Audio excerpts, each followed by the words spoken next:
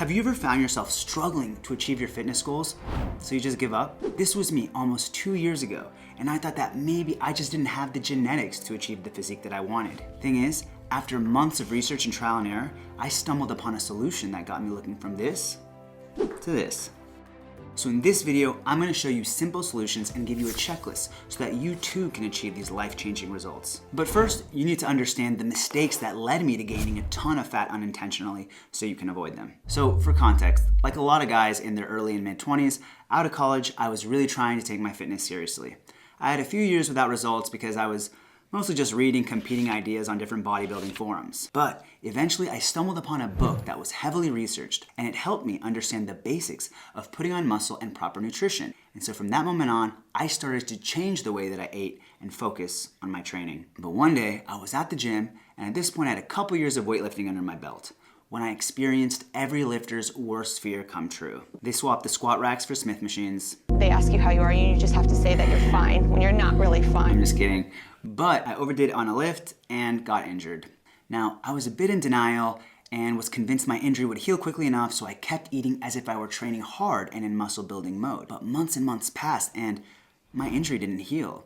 It wasn't until 4 or 5 months later when I went to a physical therapist and they were able to fix my injury in 2 sessions. Based physical therapist. But the damage was already done. In that time, because of the way I'd been in denial and eating as if I had been working out, I was basically in one of the worst physical situations I could be in. I gained a lot of fat and I had lost most of my muscle. I weighed 78 kilograms and it was the heaviest I'd ever been. I was completely distraught. I felt like I was starting from zero.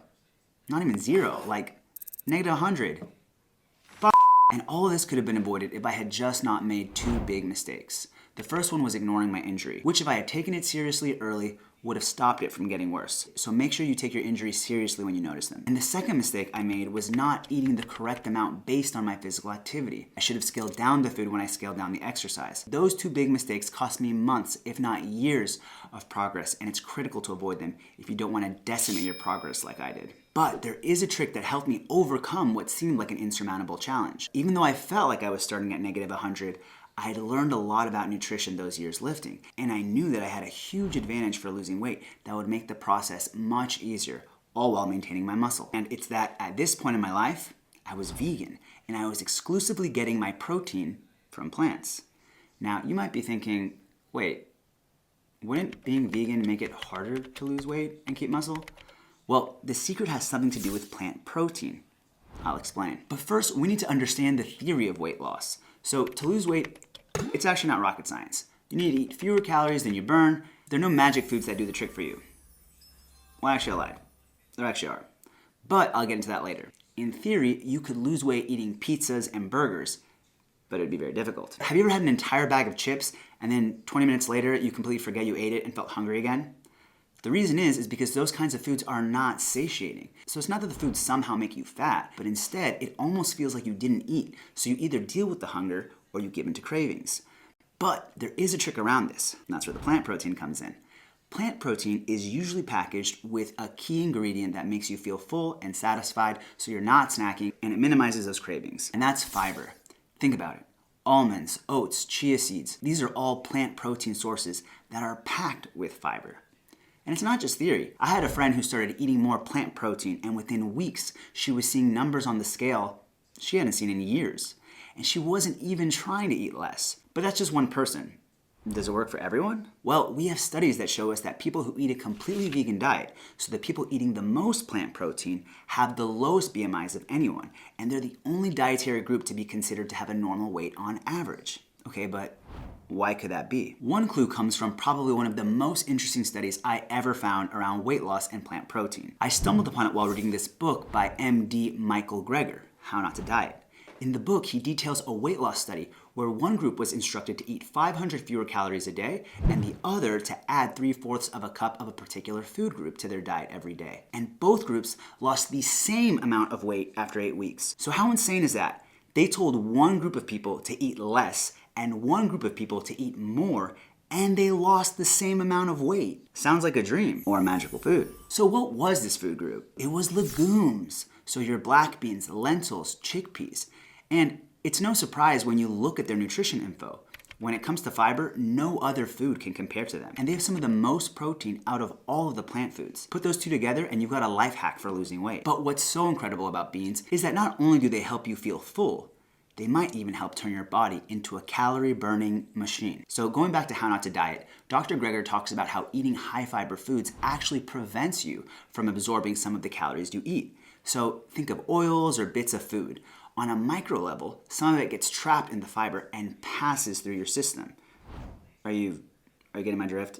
So, for example, in one study, when a group was asked to eat butter with white bread versus butter with whole wheat bread, the whole wheat bread group excreted more than twice the amount of fat than the white bread group. And when you look at the numbers, it turns out that people who eat the standard American diet excrete about 5% of consumed calories through their waste, while a high fiber diet doubles that, which ends up being 100 fewer calories a day. On a monthly basis, that's almost an extra pound of fat loss automatically, just because of what gets dumped out from the extra fiber. And it doesn't just affect the calories you absorb, it also affects the calories you burn. Eating more fiber is more of a workout for your intestines. A study found that it led to a 2% increase in daily calorie burn, which may not sound like a lot, but that ends up being almost half a pound a month purely from the extra workout of your intestines. So combining those two effects, you'd be losing somewhere around 1.5 pounds a month just because of fiber consumption. So do you need to stop eating meat completely? What about fish and chicken? Well, it depends. You certainly can lose weight eating fish and chicken and animal protein, but every gram of animal protein could be a gram of plant protein with its satiating and fat boosting potential. So essentially, the more plant protein you add, the better results you're likely to see. But there's one thing that all of these studies didn't really go into. Would the weight loss also mean I would lose muscle? Turns out there is a way to preserve your muscle, and that question is what guided me to 3 foods that made it so simple to do just that. So given the research I had looked into, it seemed that you needed about 1.8 grams of protein per kilogram of body weight while losing weight to maintain muscle, which for me meant I would need approximately 120 grams of protein a day. So think of losing weight as an athlete like a trapeze artist at the circus. It's a balancing act. You need to have the right amount of protein, but without consuming too many calories.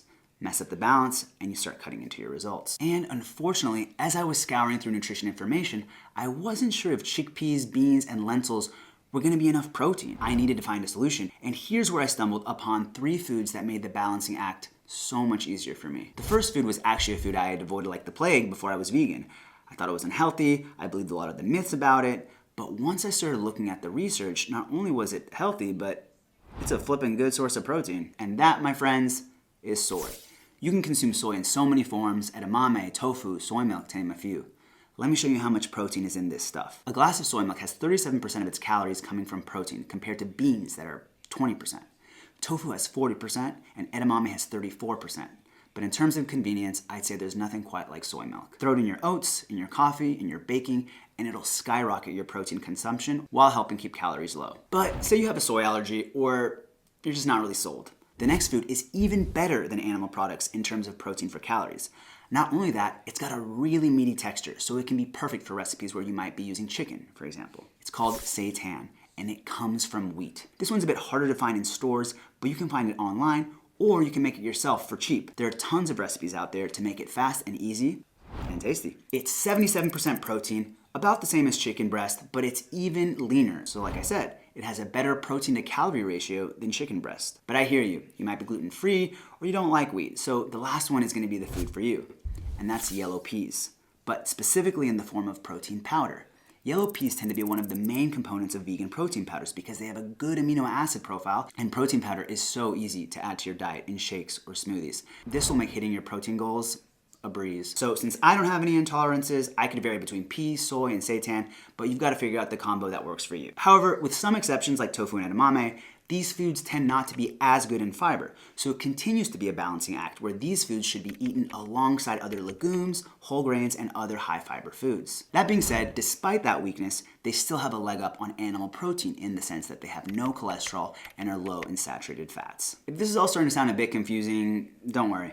By the end of the video, I'm going to give you a checklist to make the theory easier to follow. But at a basic level, when you're trying to preserve muscle and lose weight, the key is to maintain the balance of calories, protein, and fiber, which should be easy when you focus on plant proteins. Now, nutrition is crucial, But there's one more thing you need to know if you're trying to maintain muscle you've built from lifting weights or other forms of exercise. You also need to continue attempting to work out at the same intensity as before in terms of how many sets you do and how hard they are. And this is another huge benefit of the plant proteins. They're full of good carbs that'll give you plenty of energy to help fuel you during your workouts and get the most out of them. If done properly, you should be able to minimize the muscle loss. But now that we have the theory, like I said before, the execution can be tricky. So I found some tricks to make the process much easier, and it will definitely help making following all of this much easier for you too. Now, I remember when I was losing weight, everything would look delicious, which made sticking to the plan challenging. There would be times where I would dream about all the food I wanted to eat, and I'd even watch a ton of YouTube videos about people eating just because I was hungry. Because even if you're eating plenty of plant protein and fiber, you'll still probably get hungry and get cravings, because that's just the natural reaction to losing weight. Well, here's a trick you can do. Once a week, I would choose a day to eat normally. Did you hear that? Me neither. I didn't say cheat day or cheat meal. I don't like thinking of it like that. Rather, I would just think of them as days where I would eat as if I were trying to maintain my weight. Call them maintenance days. And so even though I'm vegan, I could still enjoy lots of different foods on these days, like a vegan croissant or a vegan ice cream, and sometimes my maintenance meals would be something like a nice helping of chana masala, which is a chickpea dish, so I'd still be getting a ton of plant protein and fiber in. The maintenance days were something I'd always look forward to and helped me stave off the cravings and kept me focused. But it gets even better. Every 4 weeks or so, I'd do an entire week where I just ate at maintenance. It'd be great if I wanted to travel to a country so I could still enjoy the cuisine there and not worry too much about my weight. And I'd be back afterwards feeling energized and ready to go. And these weeks were also something I'd look forward to. Think of it like breaking up your goals into little manageable steps. If you have that reward coming up, it'll help you reach your goals faster. So that being said, here's the checklist I was telling y'all that will help you see similar results. 1, make sure you're eating fewer calories than you're burning. There's a few ways to do this: measuring your food, online calculators, counting calories. But the most important thing is to weigh yourself regularly and see how your weight changes over time. If it's not moving, you need to adjust your calories. Oil, alcohol, and snacks are big culprits of unexpected calories. 2, eat 1 can of legumes a day. This will help keep your fiber and protein high. 3, get a mix of whole grains, nuts, and seeds in. These are also going to be crucial for plant protein and fiber. Fruits and veggies are important too, of course, but most people know that they should be eating those. 4, maintain physical activity. Especially if you're trying to maintain muscle, you should be hitting the gym at the same intensity you were before you started to cut weight. And you can also find other ways to stay active, like walking, biking in the city, or weekend hikes if that's something that's available to you. 5, reach your daily protein goals and use the high plant protein foods of soy, seitan, and peas to help you get there. 6, bake in your maintenance weeks and days. This will give you the mental breaks and reward system to make the process much more sustainable. So if you follow that checklist, you should start seeing some results. But when it comes to plant protein and dieting, it's going to be hard to keep up if you're not enjoying your food. So check out this video where I talk about 10 amazing vegan sources of protein that are better than eggs and how to include them in your diet.